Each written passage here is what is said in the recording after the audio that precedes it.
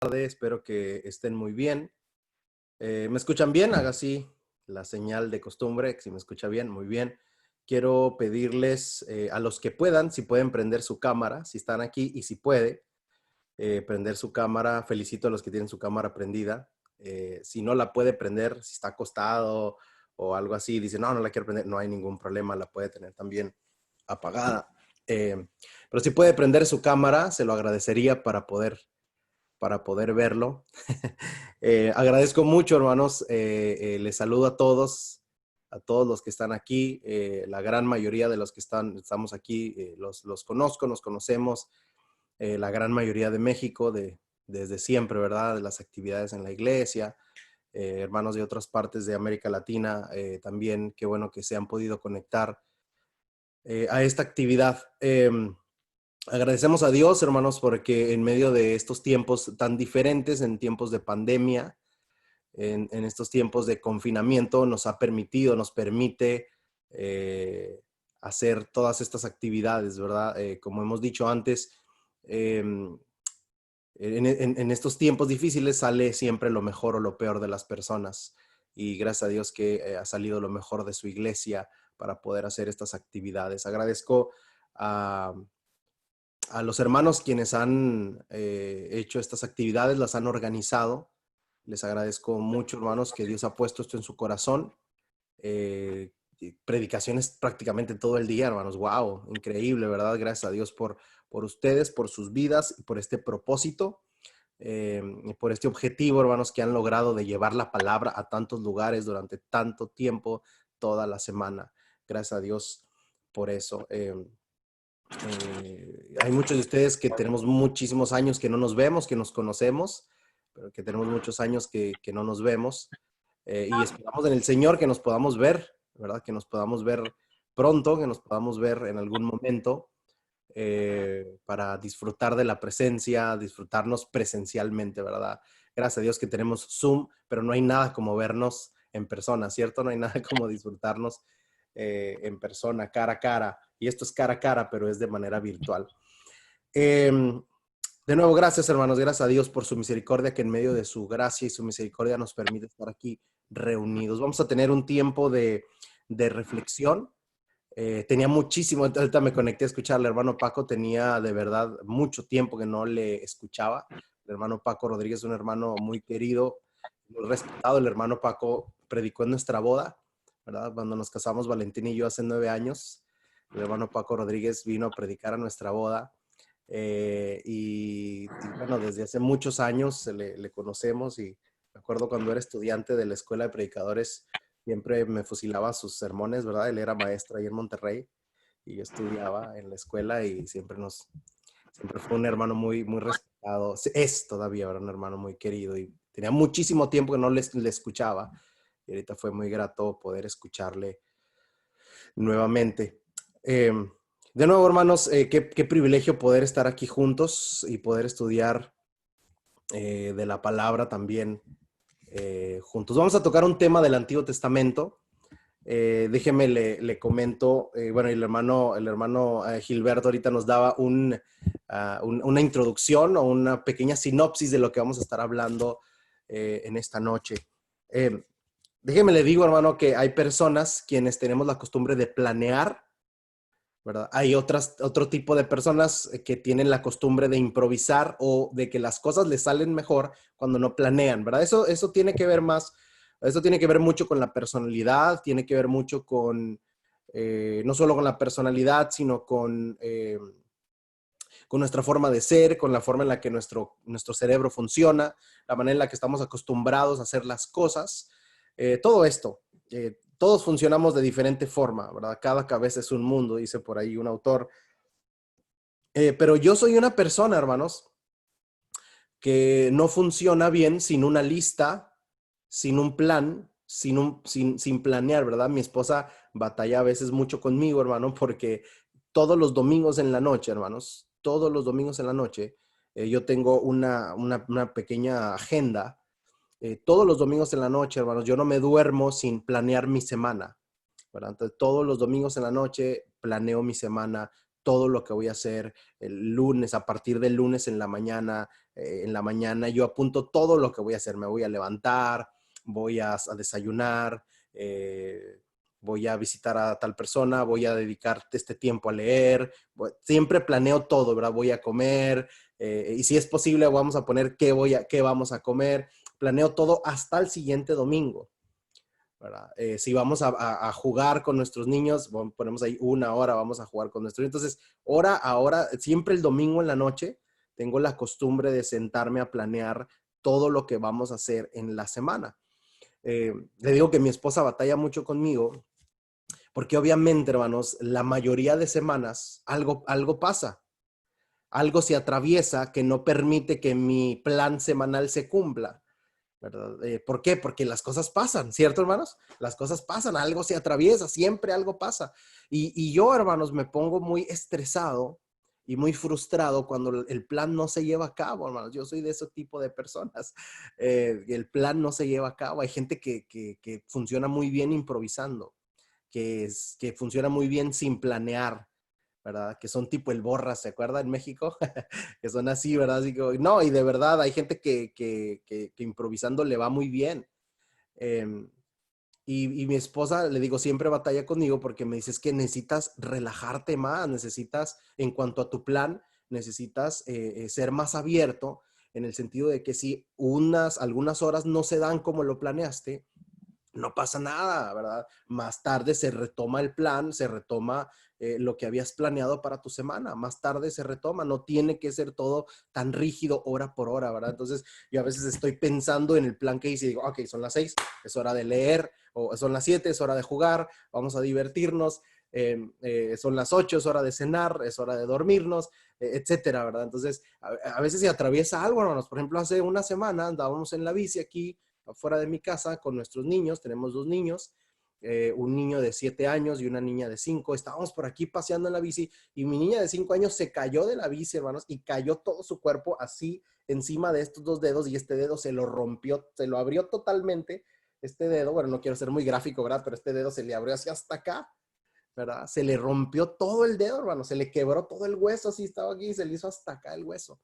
Entonces viene mi niña y mira, mamá, el hueso. Entonces, en ese momento nos tuvimos que ir, bueno, y por todo, de paso los hospitales con lo del virus, mi esposa la tuvo que llevar a emergencias y ya le acomodaron el hueso, la enyesaron y bueno, sabe que un niño sana rápidamente de eso.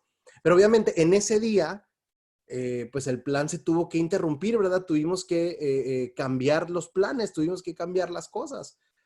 ¿Por qué? Porque las cosas pasan, hermano.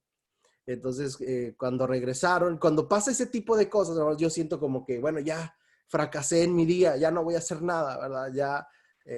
Ya no se va a llevar a cabo el plan. Eh, eso es, como le digo, es algo con lo que yo lucho mucho todavía, no solamente en mi semana, en proyectos, en eventos, en cosas. Yo pienso mucho de esa manera, ¿verdad? Planeo algo y experimento como una frustración cuando no se llevan a cabo las cosas. Y fíjese, hermano, bueno, como les decía al principio, hay personas que funcionan más a través de un plan, a través de una lista, ¿verdad? Yo siempre hago una lista y mi esposa a veces se ríe de mí porque me dice, todo lo tienes que apuntar, ¿verdad? Cosas que tengo que hacer en el día y todo lo tengo anotado, todo lo tengo anotado. Hay personas que no hacen una lista y se acuerdan de todo, ¿verdad? Y que tienen una buena, excelente memoria. Y ella siempre me está riéndose de mí, me dice, relájate y sé más flexible en tus planes, sé más flexible en tus tiempos, etcétera, ¿verdad? Y fíjese, hermanos, el tema de hoy, hermanos, desgracias que sobrevienen, desgracias que vienen a nuestra vida de manera repentina.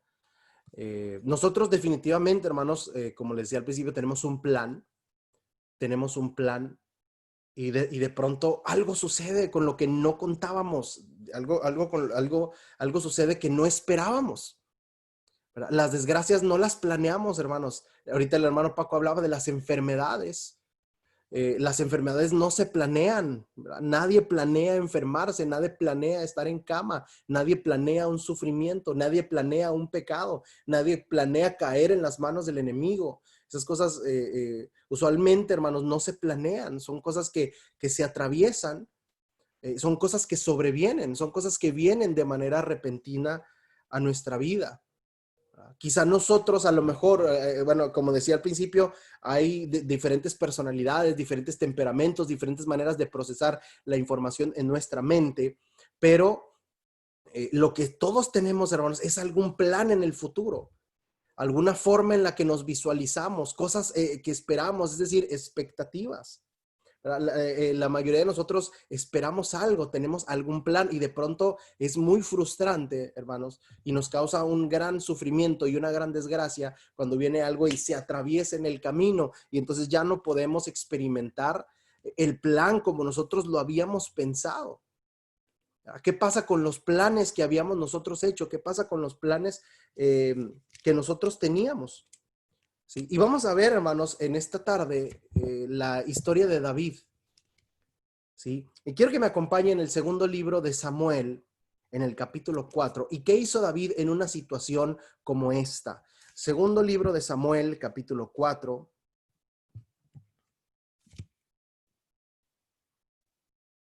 Y vamos a comenzar primero leyendo el versículo 1. Primer libro de Samuel, capítulo 4, versículo 1.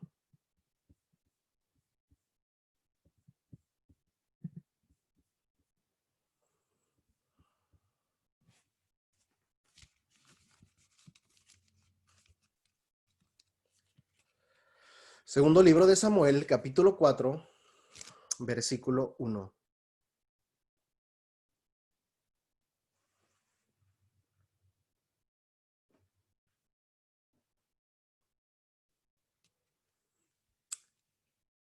Dice la escritura, hermanos, cuando Isboset, el hijo de Saúl, se enteró de la muerte de Abner en Hebrón, se acobardó y todo Israel quedó paralizado de miedo. De nuevo, cuando Isboset, hijo de Saúl, se enteró de la muerte de Abner en Hebrón, se acobardó y todo Israel quedó paralizado de miedo. Déjeme, le pongo en contexto esta historia. Hablamos un poco de lo que ha venido pasando y sobre todo de lo que podemos nosotros aprender. Pero si alguien nos va a enseñar en esta noche, hermanos, qué hacer cuando las cosas no salen como esperábamos, cuando hay desgracias que de repente vienen a nuestra vida, ese es David. Es David. Y vamos a aprender en esta noche de eso. Tres cosas, hermanos, que voy a tocar en esta noche. En primer lugar, vamos a hablar de reconciliar, teológicamente reconciliar las promesas de Dios con la realidad de la vida. En segundo lugar, vamos a hablar de aprender a soltar el control. Y en tercer lugar, vamos a aprender que los finales felices no existen.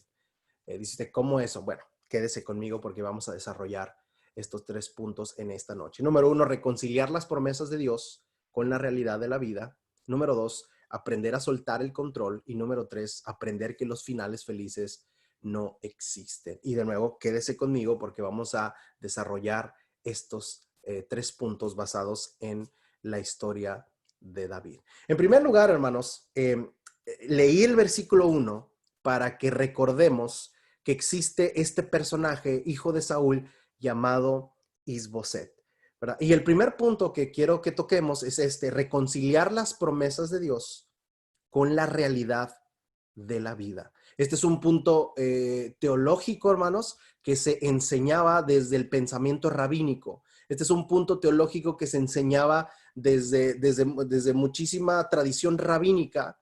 Se utilizaba, especialmente después del exilio, hermanos, se empezó a enseñar muchísimo sobre este concepto. Y bueno, vamos a hablar un poco más sobre esto, reconciliar las promesas de Dios con la realidad de nuestra vida. ¿Por qué hablamos de esto? Bueno, debemos recordar, hermanos, que un día el profeta Samuel, hermanos, llega a la casa de un hombre llamado Isaí. Usted se acuerda de la historia, usted la ha leído y la ha estudiado. Llega el profeta Samuel, hermanos. Todo esto se encuentra en lo que últimamente muchos escritores han llamado la historia deuteronomista, ¿verdad? Toda esta historia unilateral desde Deuteronomio hasta el segundo libro de Reyes. Esta historia deuteronomista donde nos muestra que de nuevo Samuel viene a la casa de este hombre Isaí. ¿Recuerda usted la misión que tenía? Ungir un rey, ¿verdad? Ungir al rey. La tarea, hermanos, de Samuel era encontrar al Mesías. Recuerde que la palabra Mesías era el al ungido de Jehová, ¿verdad? Era al ungido de Jehová. Lo que quiere encontrar Samuel es al ungido de Jehová. Y por ahí llega a la casa de Isaí. Y usted sabe la historia, tiene varios hijos, al final van por aquel que estaba cuidando a las ovejitas y el papá está así como que, bueno, pero ¿está seguro que este es Samuel? Y oran al Señor, el Señor les muestra que ese es el hijo al que debe ungir Samuel. Samuel lo unge, y aquellas palabras célebres que encontramos en el primer libro de Samuel. Sí, Isaí, lo que pasa es que nosotros vemos lo de afuera, pero Dios ve el corazón, ¿verdad? Esas palabras tan populares del profeta Samuel. Así que sí, él es el rey. En ese momento, este joven, hermanos, que muchísimos comentaristas, no tenemos la cita aquí en la Biblia, por lo tanto son especulaciones y teorías, pero muchísimos comentaristas y escritores dicen que Samuel tenía alrededor de, que David tenía alrededor de 18 años. ¿Verdad? Y la teoría pues está basada en que era una edad en la que no podía ir a la guerra todavía, ¿verdad? Como no podía ir a la guerra, de ahí se han basado, ha sido el argumento muy fuerte para basarse en determinar la edad o en calcular la edad de David. Entonces, muchos dicen que tenía alrededor de 18 años. Entonces, imagínense un joven alrededor de 18 años que es ungido por Samuel, un joven que quizás no está seguro de lo que está pasando, no está seguro que entiende lo que está pasando. Él está cuidando y quiero que tratemos de pensar más en esto, hermanos. Él está por allá cuidando a las ovejas. De pronto le mandan llamar, él viene a su casa, ¿qué está pasando? Me irán a regañar, hice algo malo. No, le dice su papá Isaí, su padre, mira David, aquí está el profeta Samuel, quiere hablar contigo. Samuel era de edad avanzada, estaba más o menos en la última parte de su vida, si usted recuerda la historia. Y viene a ungirte, viene a ungirme, sí, viene a ungirte.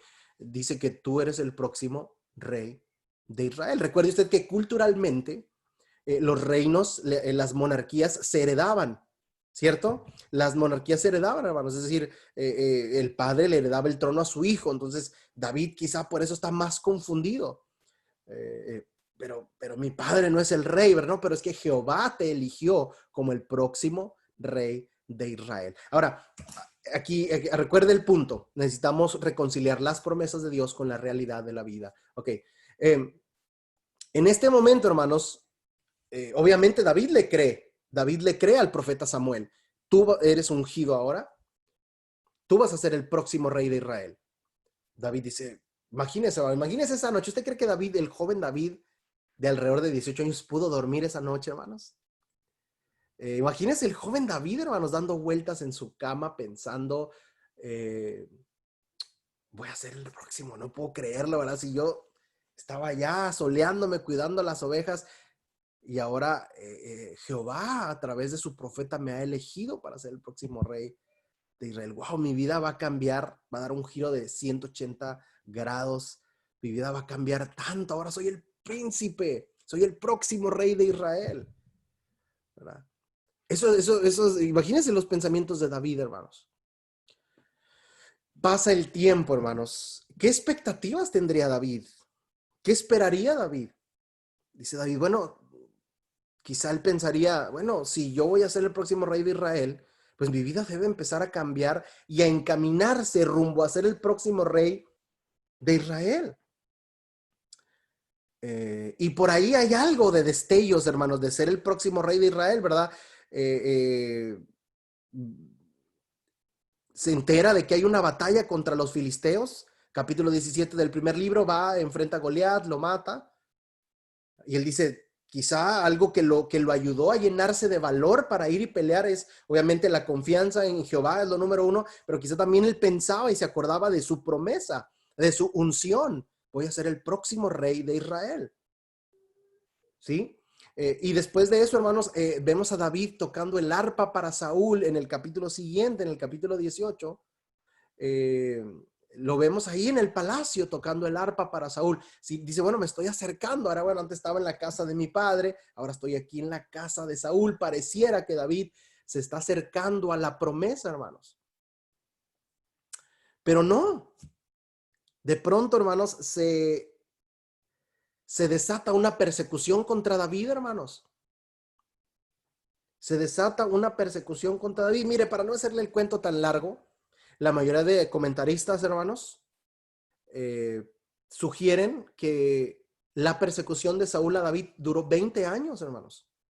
Es decir, la mitad del gobierno de Saúl, la mitad del reinado de Saúl lo dedicó a perseguir, dedicó el presupuesto de su gobierno o de su monarquía, lo dedicó a perseguir a David, su esfuerzo y su tiempo y sus tropas y él mismo y su tiempo mental, lo dedicó a perseguir a David, hermanos. ¿Sí? Dedicó su tiempo a perseguir a David. Y David, usted conoce la historia, no vamos a adentrarnos en eso, hermanos, porque no es nuestro tema, pero usted sabe, usted lo ha leído y usted ha estudiado cuán miserables momentos pasó David huyendo de Saúl, hermanos. ¿Recuerda aquel salmo que escribió David en aquella cueva, hermanos?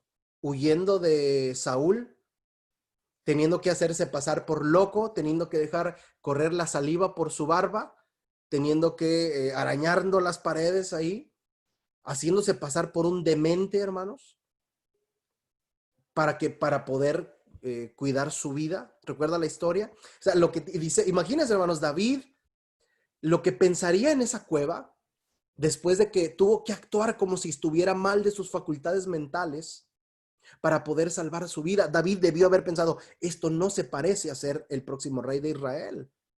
¿Dónde está mi promesa? Y usted dice, bueno, pero es que todos nos toca esperar en el Señor para recibir sus promesas. 20 años, hermanos. Imagínense el año número 5 de espera. David, ¿cuándo va a hacerse realidad la promesa? La gran mayoría de cristianos, hermanos, en un lapso corto de tiempo empieza a dudar de las promesas de Dios. El evangelicalismo, como nos lo han vendido hoy en día, y con todo este evangelio de la prosperidad, nos venden un evangelio inmediato de las promesas de Dios. Tú pídele a Dios y Dios te lo va a dar. Y esa es una de las retóricas más mentirosas que hay en el mundo evangélico, hermanos. ¿Cierto, hermanos? Entonces, David, hermanos, está esperando. Hace unos años lo ungieron. Samuel se atrevió a venir a su casa a decirle, tú eres el próximo rey de Israel. Y ahora, hermanos, él debe estar en este punto y ahora él debe llegar a este punto para ser rey. Debe ir como subiendo en escalerita, pero no, parece que va para abajo. En lugar de acercarse al trono, está como loco allá, haciéndose pasar por un demente, cuidando su vida, hermanos, comiendo lo que puede, con un ejército que es quizá de lo peorcito de su tiempo. Dice David, ¿y dónde quedó mi promesa? ¿Dónde quedó mi promesa? 20 años, hermanos.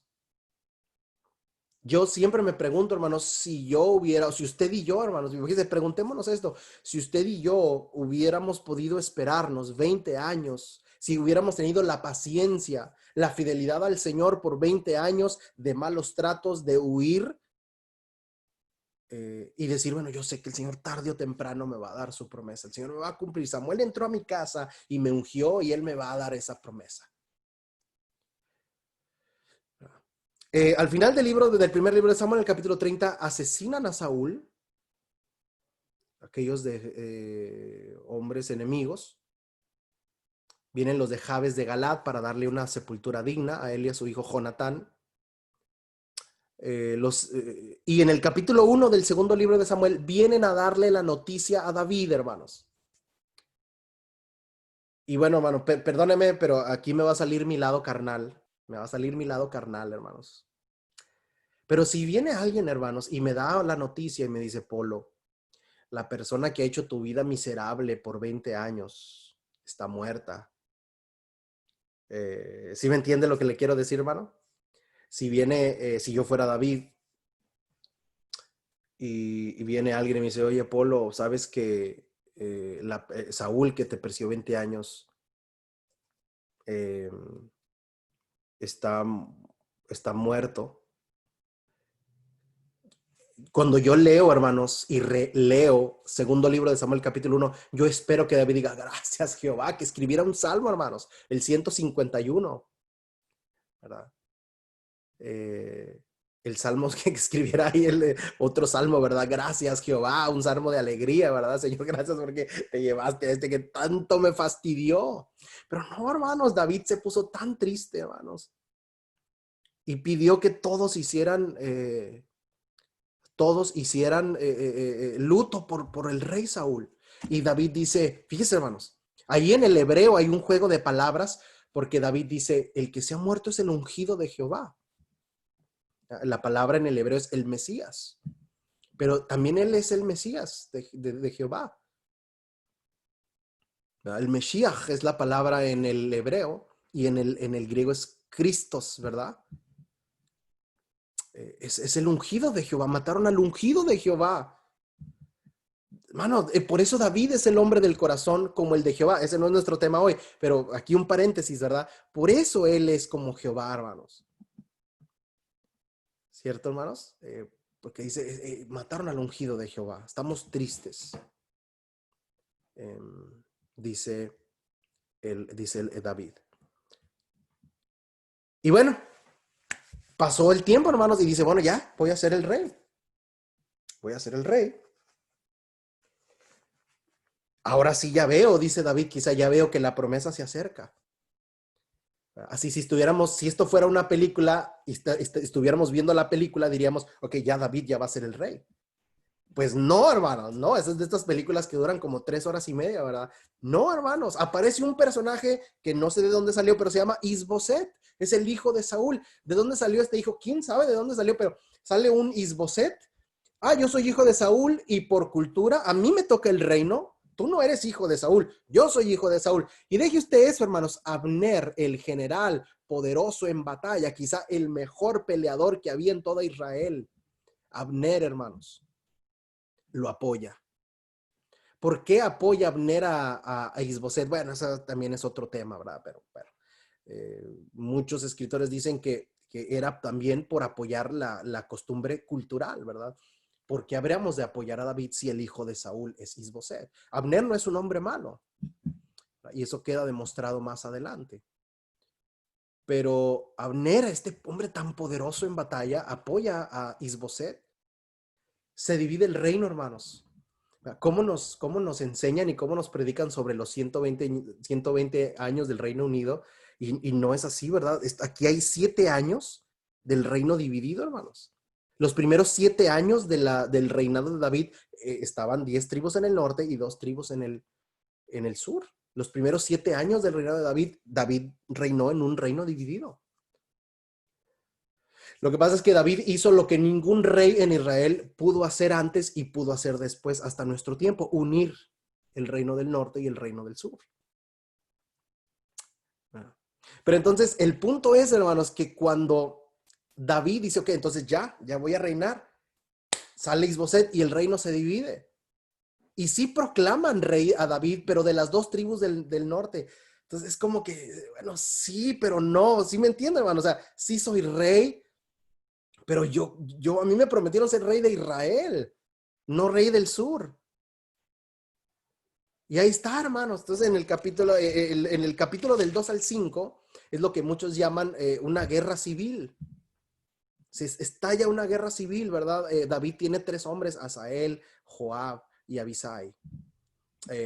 Y Isboset tiene a Abner. Y se agarran, hermanos, y se da una guerra tremenda. Una tremenda guerra. Y David dice, yo pensé o sea, imagínense David, hermanos, me fueron a ungir a mi casa. Yo no me imaginé que para poder llegar a este punto iba a pasar todo esto.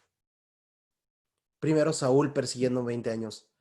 Y a pesar de que me dolió cuando murió, y lloró tanto David cuando murió Saúl, pero todos pensábamos, y quizá David también pensaba, ok, entonces, pero ya voy a ser el rey de Israel. Y no, aparece Isboset, se divide el reino, estalla una guerra civil que duró 7 años, y dice David, pero ¿hasta cuándo?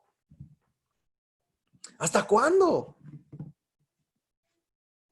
Y este es el punto número 1, hermanos. Reconciliar las promesas de Dios con la realidad de la vida. Dice David, Dios me prometió ser rey. Yo debería ir camino a ser rey, pero me está persiguiendo Saúl. Cuando pienso que ya todo el sufrimiento pasó, no, ahora resulta que viene Isboset. O sea, ¿hasta cuándo voy a poder experimentar? ¿Hasta cuándo voy a tener paz? ¿Verdad? Ese es el plan interrumpido, hermanos. Eso es cuando las desgracias sobrevienen. Eso es cuando sentimos que Jehová nos ha prometido algo y que no se está cumpliendo como nosotros lo esperábamos. Por eso en el Antiguo Testamento, hermanos, hay un género literario muy importante que se llama los lamentos. Los lamentos no son quejas contemporáneas, hermanos. No, el lamento no es quejarse ante Dios, no es reprocharlo, no. Los lamentos, hermanos, es un género literario bíblico hermoso para poder reconciliar nuestra realidad de la vida con las promesas de Dios. No quiere decir que Dios nos falla, no quiere decir que Dios nos cumple sus promesas, que Dios no cumple sus promesas, no quiere decir eso. Quiere decir que constantemente, hermanos, el cristiano necesita un recordatorio, que necesita aprender a esperar en el Señor. Esto en la tradición rabínica, hermanos, era para lo que los salmos más se usaban. Recordatorios para recordar que necesitamos aprender a esperar en el Señor. Es tan cliché decir los tiempos del Señor son perfectos. Eso es tan cliché. Lo que no es tan cliché es aprender a esperar en ellos. ¿Cierto, hermanos? Es tan cliché decir es que es el tiempo del Señor. O sea, todos lo decimos, pero todos queremos cuando nosotros decimos, ¿verdad?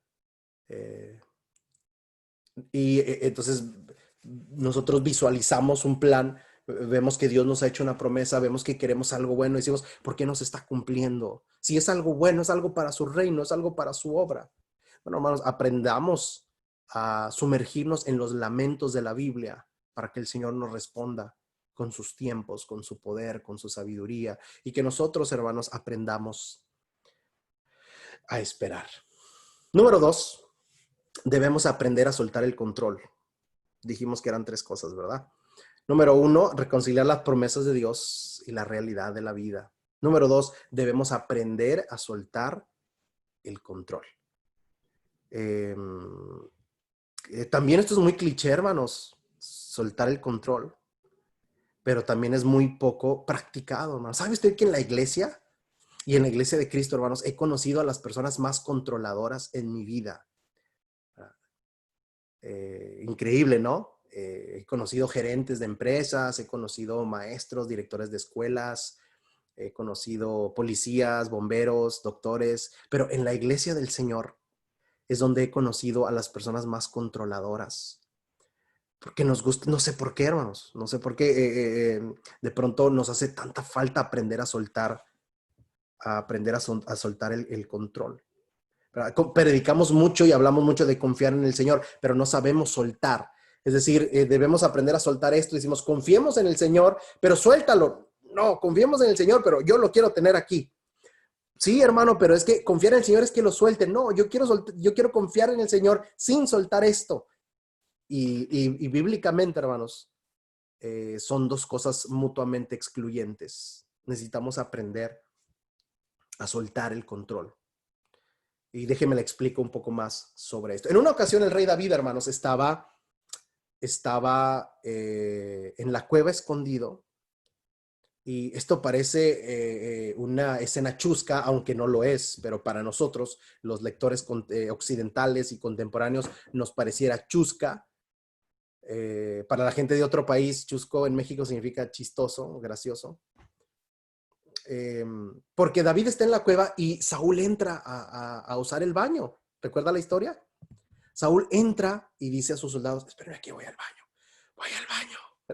Dice Saúl, voy al baño, espérenme aquí, no me acompañen.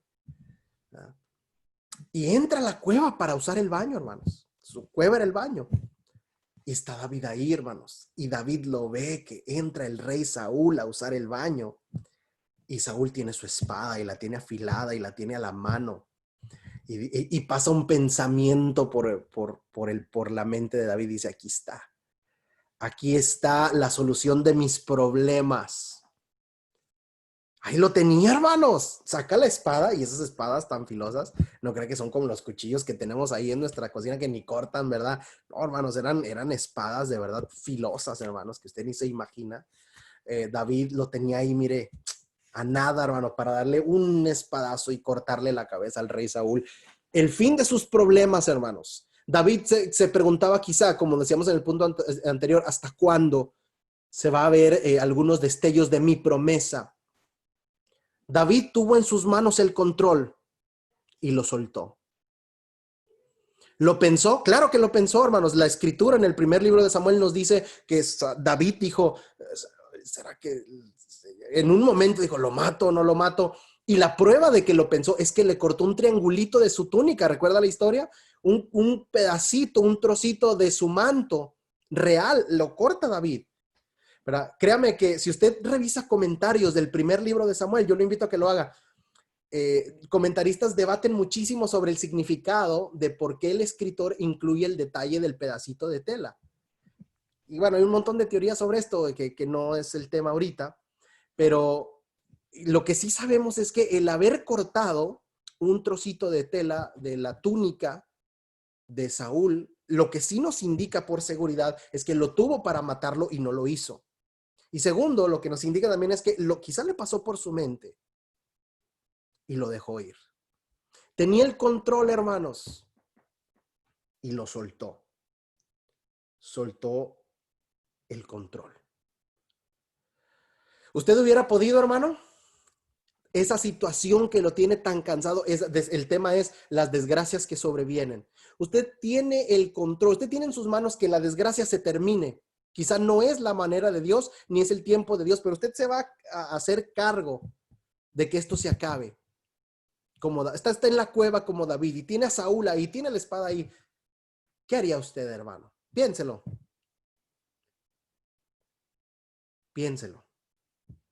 Quizá las decisiones de nuestra vida no son matar a un hombre, pero sí son otro tipo de decisiones que muchas veces decidimos, hermanos, tomar el control, resolver la situación y hacer a un lado a Dios. Por ejemplo, Elimelech, hermanos, dijo, me voy a ir a Moab porque aquí hace mucha hambre. ¿Recuerda la historia en el libro de Ruth? En lugar de esperar en el Señor, dijo, no, yo me voy a ir a Moab. ¿Yo qué estoy haciendo aquí? Tomó la situación, el control. Oye, vamos a esperar. No, yo voy a ir a pedir un préstamo, a mí no me importa, yo voy a resolver ahorita. Somos bien atrabancados, hermanos, porque nos gusta tener el control de la situación. Oye, vamos a pensar la situación. Mañana que te calmes, le reclamas. No, yo ahorita le voy a ir a decir todas sus verdades en su cara y tomamos la situación. Oye, no te pelees por eso. Deja que se arreglen solas las cosas. No, yo voy a ir a decirle y tomamos el control en nuestras manos. No dejamos que Dios controle. Predicamos de confiar en el Señor. Pero a veces los predicadores somos los más controladores, hermanos, que hay en la iglesia. Le ponemos el ejemplo a los hermanos de la iglesia de qué es ser una persona controladora. Queremos tener el control en nuestras manos. ¿Sí?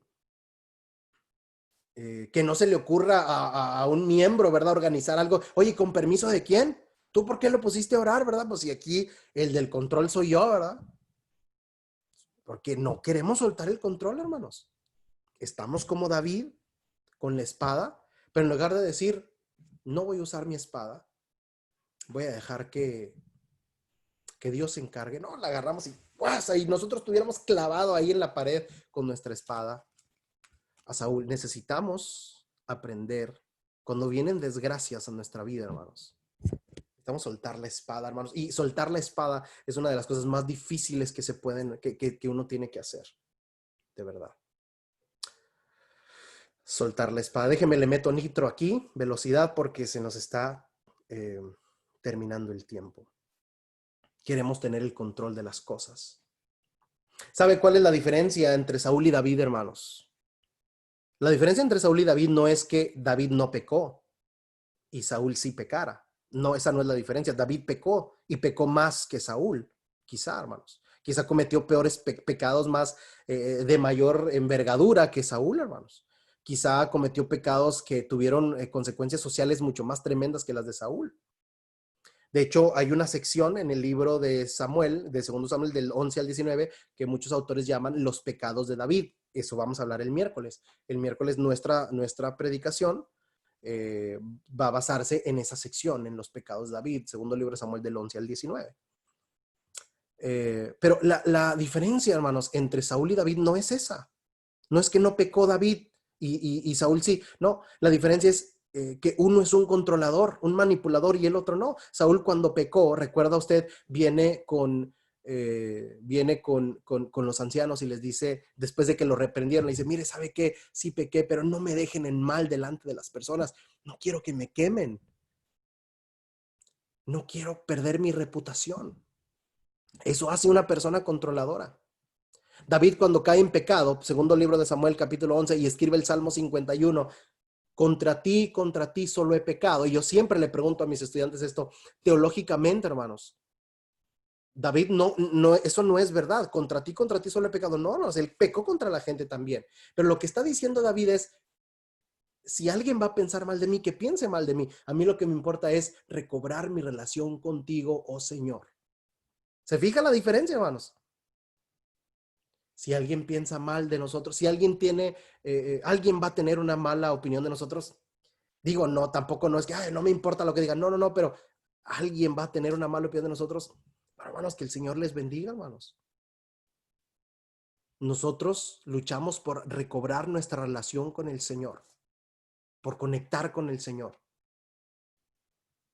soltando el control. ¿Sí?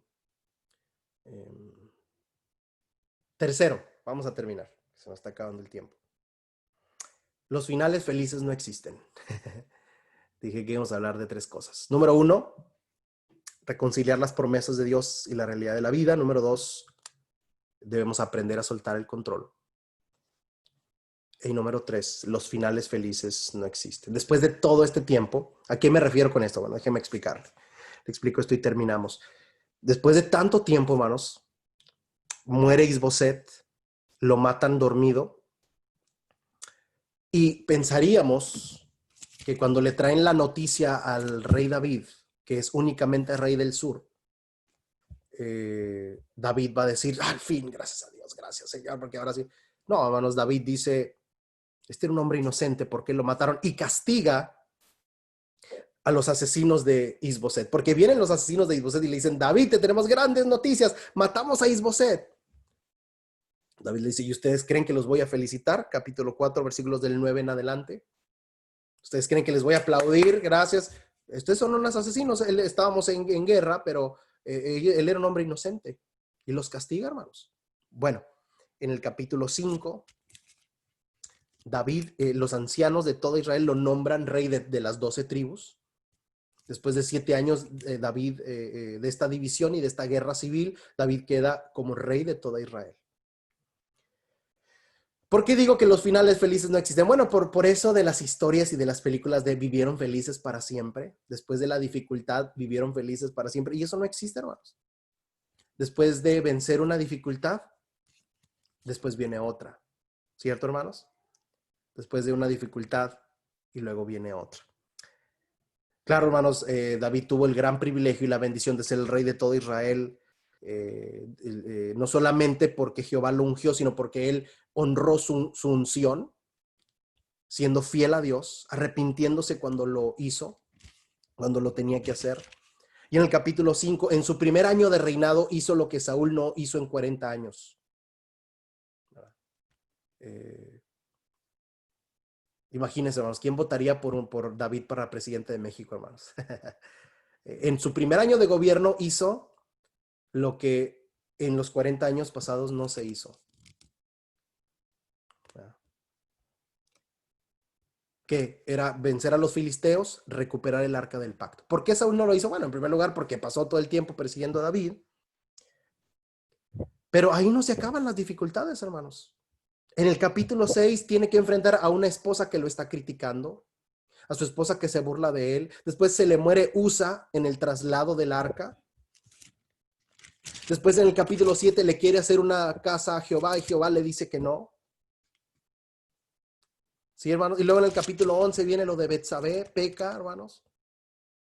Y luego es el niño que nace de esa relación, se muere en el capítulo 12. En el capítulo 13 le violan a su hija Tamar. Al final del capítulo 13 su hijo Absalón mata a su hijo Amnón. En el capítulo 14 Absalón, él tiene que correr a Absalón de su nación, de su presencia. En el capítulo 15 Absalón se le revela y empieza una gran revuelta que dura hasta el capítulo 19. Es decir, hermanos, los finales felices no existen, ¿verdad? ¿Qué quiere decir esto? No quiere decir que vamos a tener una vida miserable, quiere decir que cuando Dios nos trae la resolución de un problema, cuando Dios nos trae bendición, cuando Dios nos trae paz, recuerde que más adelante nos hemos de encontrar con otra situación, que habrán conflictos, que el enemigo seguirá trabajando, que quizá volveremos a caer, que quizá el enemigo nos va a atacar más fuerte, que habrá otros problemas, que si hoy me alivié, quizá mañana me vuelva a enfermar. ¿Sí? Y ahí es donde debemos recordar esto. Debemos recordar esto, hermano. La solución que nos da hoy el Señor es una preparación para el mañana. Debemos recordar esto, hermanos. Debemos aprender a reconciliar las promesas del Señor con la realidad de nuestra vida a través de su palabra.